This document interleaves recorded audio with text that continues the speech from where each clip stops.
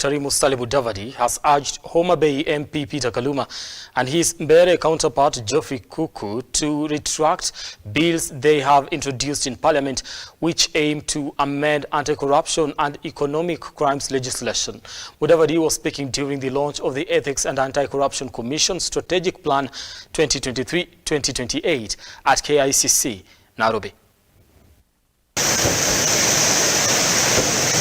Prime CS Musalia Mudavadi is urging MPs Peter Kaluma and Geoffrey to retract bills that they have introduced in Parliament which aim to amend anti-corruption and economic crimes legislation. Speaking on Tuesday during the launch of the Ethics and Anti-Corruption Commission's 5-year strategic plan for the 2023-2028 period, Mudavadi labelled the bills as regressive, adding that they have the potential to reverse the progress achieved in the fight against corruption.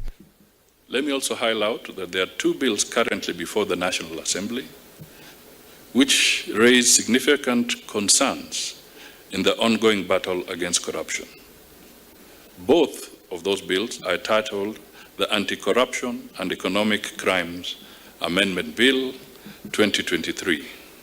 If these proposed amendments are accepted, they will open the door for individuals with corruption histories to hold public office and offer significant leniency to those inclined toward corrupt practices within the public sector.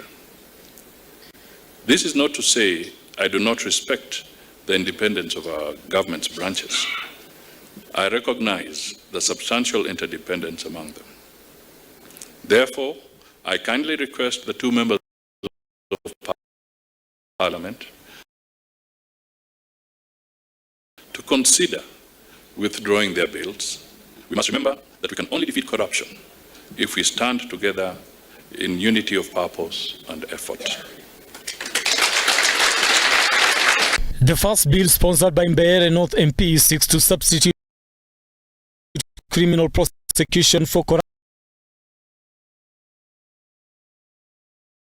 corruption offences arising from procurement flows with administrative sanctions, while the second bill, sponsored by Homa Bay MP Peter Kaluma, seeks to repeal the legal provision that prohibits corruption convicts from being appointed to public office.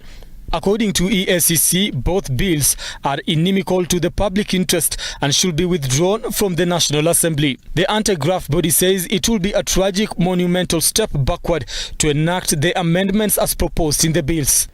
Impunity are men and women who have been given positions of authority, of power, of leadership to help guide this nation to the place where it will deliver for the people of this nation.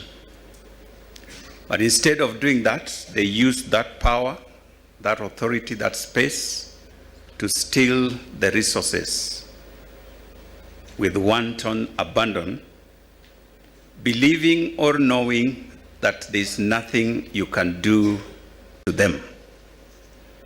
At a national level, in strategic level, let us look at the fight against corruption in the three main aspects, which I keep on talking about.